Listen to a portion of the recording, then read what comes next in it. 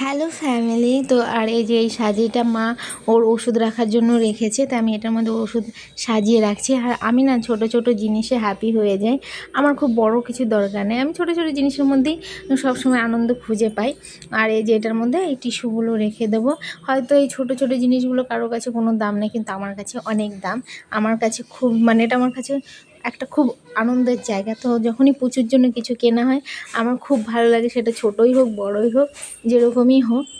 আর এই কাপড়গুলো, এই সুতির কাপড়গুলো আর গেঞ্জির কাপড়গুলো আমি ওই ডাব্বাতে রেখেছি। তো আমি এখন একটু পুচুর কাছে শুয়ে আছি। আর এখানে এই যে দেখো মা সেই শীতের দিনে কম্বল টম্বল ধুয়ে তুলবে, আর বিছানার চাদর তখন পুচুর জন্য মা 3-4 দিন পর পরই চেঞ্জ করে দেয়। আর এখন আমাদের এই মোটরে বড় পাইপটা লাগিয়ে ভালো হয়েছে, মার একটু কষ্ট কমে গেছে, নাহলে জল মোটর চালিয়ে সেই জলটা ভরতে হতো। আর এই একটা পার্সেল এসছে প্রচুর, সেটা পরের দিন তোমাদেরকে দেখাবো। আর আজকে এই টেবিলটা গোছাবো, এখানে থাকতো গপু। তো আমি যখন নার্সিংহোমে ভর্তি ছিলাম তখন সায়নী গপুকে নিয়ে গেছিলো, তো গপু সায়নীর সঙ্গে আসবে।